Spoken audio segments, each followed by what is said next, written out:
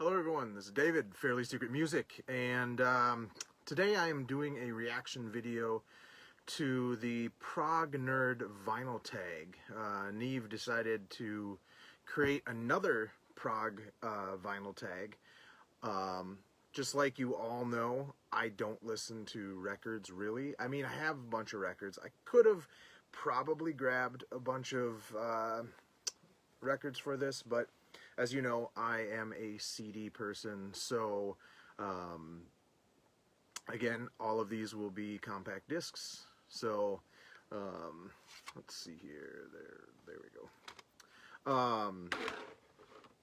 So the first question is an 80s prog record from a band that formed in the 80s, and this is Shub Niggeroth, and I believe they're named after an H.P. Lovecraft character.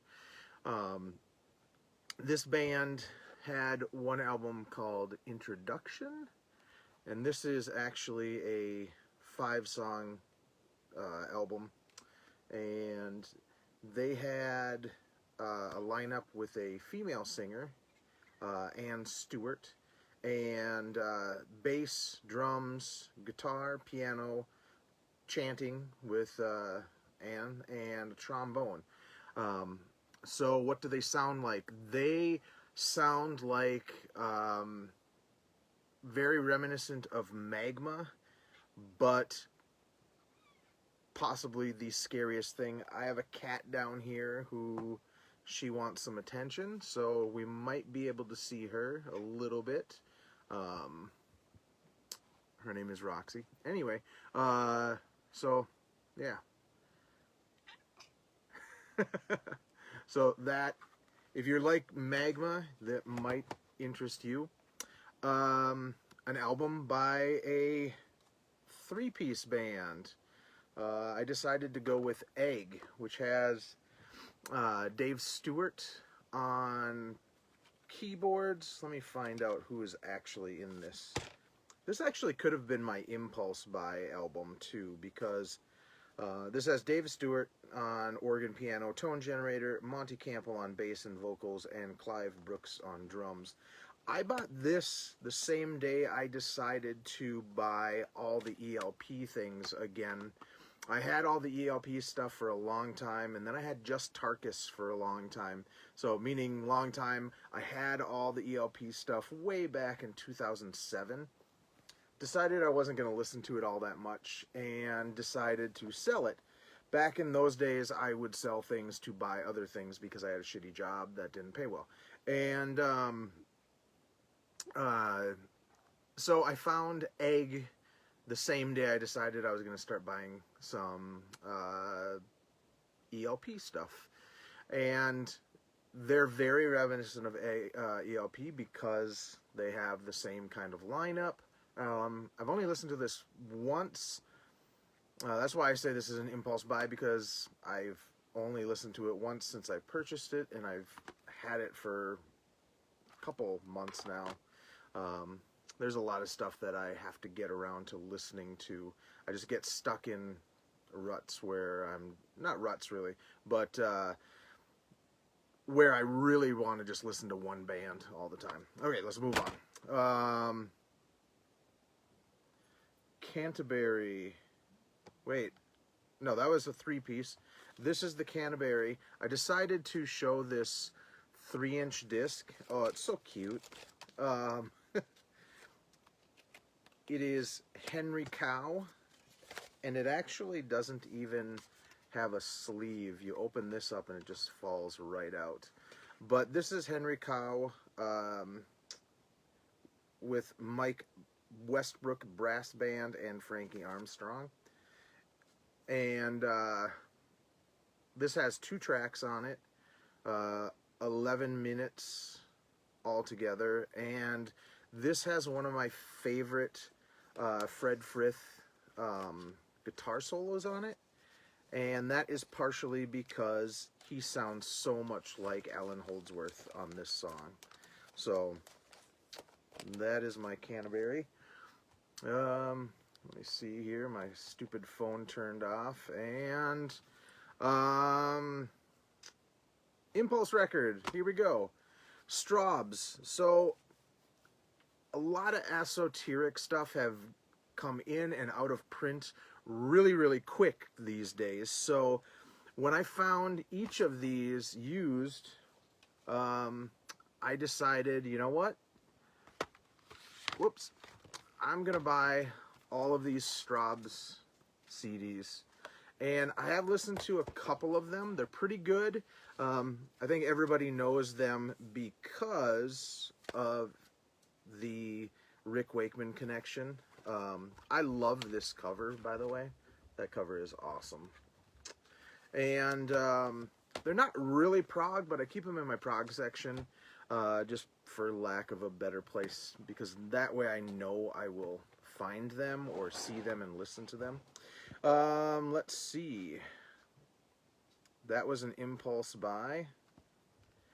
An album people wouldn't suspect that I own. Up until this year, I have been very non-caring about anything Neil Morse or Mike Portnoy. This album came out, and it should be called The Absolute Fantastic Universe, because this is the album that made me go down this huge prog rabbit hole again. And, you know, as you can see, I have a bunch of stuff. This is all just my modern and classic rock stuff. So I have a shelf over there that went from having probably 6 shelves, 1, 2, 3, 4, 5, 6, to now having 9 shelves of prog rock, or almost 9 shelves of prog rock since February. So yeah, this thing also is possibly album of the year, and this Breath of Life version is definitely my album of the year. I have 3 different versions. I have the 2-disc version, I have this version, and the 5.1. An album with great keyboard work, which, okay, this is my first complaint about the questions on here. Is on the regular prog tag, there was one that said an album with epic keyboards. So this question is kind of a repeat of the other prog tag that is going around. But in all of these, no matter how close they are, I have tried to do a different album. But there are certain things where I have to answer honestly, and this just has so much epic. If you have not heard this, this is Anecdotin' From Within, and there's a song on here called Hole, just like it's H-O-L-E. And if that isn't the most epic Mellotron song I've ever heard, oh my god, it's so awesome. It's so, what do you call it? Just epic and like soul crushing almost at the same time. Beautiful, sad, and everything. It's just, it's awesome. An album by a non-prog band that made a proggy album. So at the time, this band was not a prog band. They were a Viking black metal band, and then they put out Below the Lights, and from this album they became a prog band, or prog black metal, or whatever, or Viking metal and whatnot. But just listen to the song Queen of Night. That alone is worth the price of this CD. The flute at the beginning, and then there's like a bridge section that does all this crazy odd time that it's really hard to count. So very proggy, from a band that prior to this was not a prog band. Let's see, an album that got you into progressive rock. I have to say the exact same one that I did on the other current prog tag, and that is Genesis Live. I had heard Jethro Tull. I don't think of Jethro Tull as a real prog band. I just think them as like kind of like a very eccentric blues rock band, or kind of whatever. Anyway, but this was really the first one that got me into classic prog rock, like everyone thinks. Let's see here. Pick an album from a discography of 5 or less albums. I decided to go with Sleepytime Gorilla Museum of Natural History. They are kind of in that rock in opposition kind of vein, which could include like Thinking Plague. Oh God, I'm just spacing on different bands from rock in his opposition. Thinking Plague, Universe Zero, sometimes Henry Cow, who also is Canterbury. But yeah, they do have elements of metal in their stuff. Very, very just kind of quirky. But yeah, they had 3 albums, and then they broke up, and now they're 3 of the guys are in a band called Free Salamander Exhibit. An album you have to crank the volume up for. Marillion's Brave. Not only is it way better,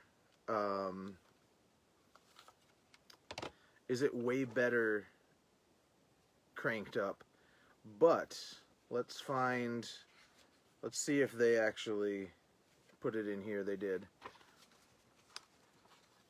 Right here, this very last line says, play it loud with the lights off. So, I mean, they're actually giving you an order that you have to play it loud with the lights off. And just a fantastic post-Fish Steve Hogarth era album. And it's a concept album, too. So, that's pretty cool. I love that cover, too. A chill-out album. So, I was trying to keep every answer in my prog section. Granted, the Straubs are kind of like, that's like putting Jethro Tull in your classic rock, or Styx, or Kansas, or whatever. But, and I have those 2 bands in there too. But I decided this technically could have been the band that did a prog album. This is just super mellow. They're a band called Midlake from Texas, and this album's called Courage of Others. Very, very Jethro Tull influenced, and kind of folky, but everything on this album is totally chill, and it's totally chill, dude. I one day was raving because I was so pissed off at something, and this album came on, and as soon as this singing had to start, I just completely stopped whatever I was bitching about and started singing along with this. And whoever was in the car with me just like looked at me like, oh my God, you're crazy. An album you play when you're angry. So I did go over to my metal section because I have a progressive or technical metal section. Gore Guts, From Wisdom to Hate. So this album is, well, From Wisdom to Hate, the title track alone is just fantastic. The drum beat on there is awesome. But there was one point where I was with my wife, and she knew that if I listened to Gore Guts, that's what I listen to when I'm pissed off, to get me in a better mood.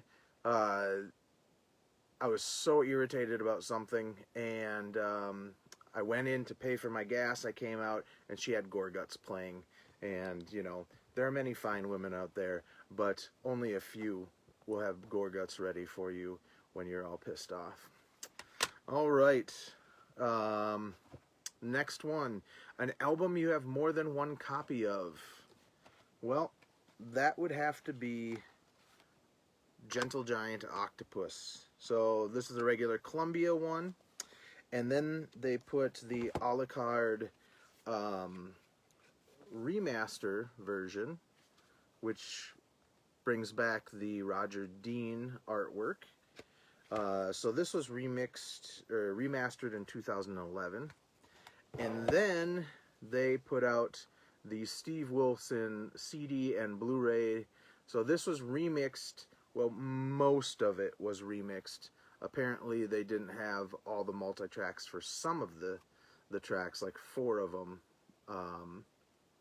But it also comes in 5.1, and he did some crazy tweaking, and this was the album that made me have to get a conversion box, because I had a Blu-ray player, but it didn't have the right output to go into my surround sound system, so I got a conversion box. An album that is instrumental. Universe Zero, 1313. That is one of the dirtiest covers ever, or CD cases ever.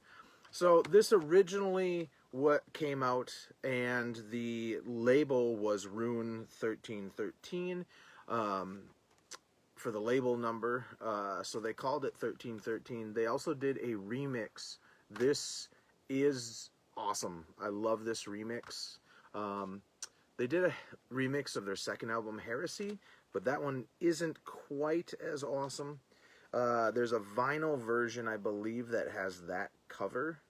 But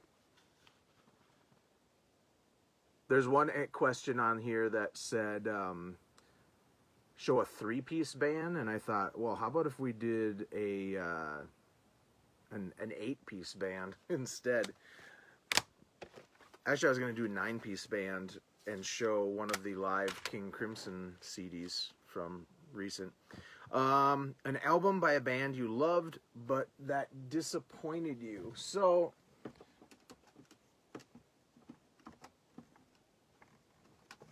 let me find it. So in 1991, Confessor put out one of the most progressive doom metal albums ever, with a singer who sings really high. Then they broke up, and they did, I believe, one tour. I believe this is in 91. Yep, 1991.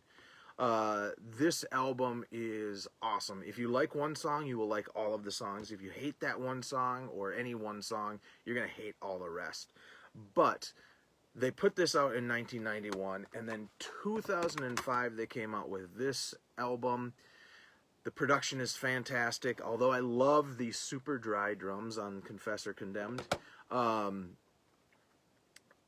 Unraveled, it has a song called Wig Stand. Are you kidding me? Wig Stand? Though that's awful.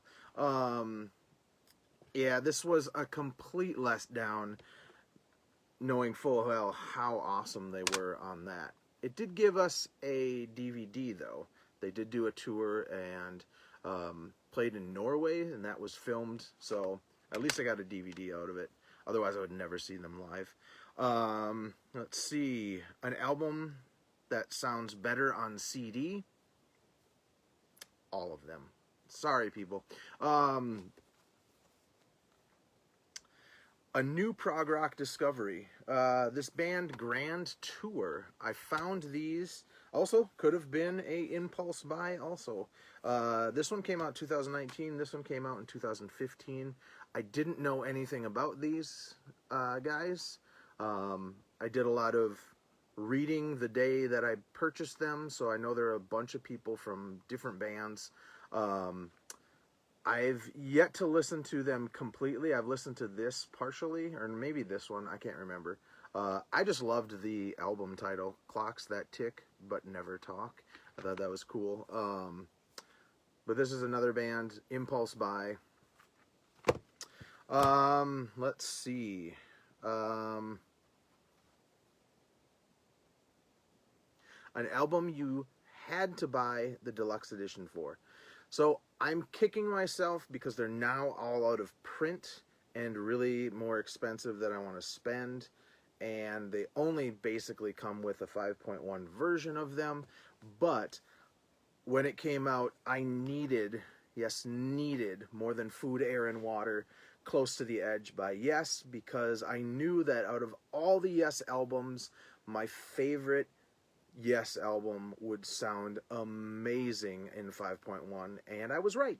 And I really wish I got Relayer, and because that was remixed, and I'm kicking myself. I'm so irritated. So all the other Yes 5.1, either DVD or Blu-ray, I really want. They're kind of on my want list, but I don't want to pay like $60 per disc because I already have all the other regular ones.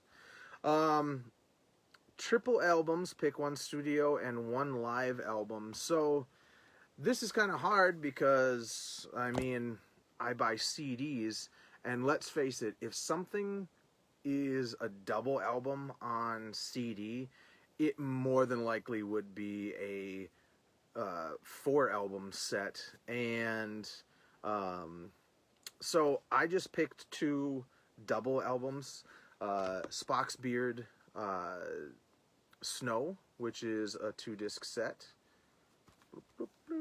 2 discs. And Big Train, Empire. God, this is an awesome live album. It is so fantastic. This also has the Blu-ray, but then it has the whole show on 2 discs. So awesome. If you haven't heard Big Train. An album with the best bass. I really wanted to show this CD for like 80s, but I didn't know if they formed in 80 or 90, and it's technically a solo artist, but let's give credit where credit is due. I gotta find out what his name is. John Giblin played bass on all of Fish's first solo album, The Vigil in a Wilderness of Mirrors. This is as good as any of the Marillion stuff that he did. And if you hear little clippity clocks, that's my dog coming to me saying she wants to go outside, probably. But yeah, Fish, Vigil in a Wilderness of Mirrors, so amazing. If you are a Marillion fan with Fish, I would highly recommend this. This and Suits and definitely like 13th Star. I have all of his stuff, but this... Oh, sorry, Internal Exile. You have to get Internal Exile. But this, if I had to pick one, it would be this. This is awesome. I do have a picture disc of this on vinyl. Album you have pre-ordered. I did pre-order Big Train's Underfall Yard on CD from their US distributor, but recently from Laser CD, which I was calling them Laser's Edge, which I believe was their label, I ordered the 20-disc box set of Vandergraaf Generator. I'm so looking forward to that, and it is coming out on my birthday. The first album I ever bought, my brother technically bought it for me, so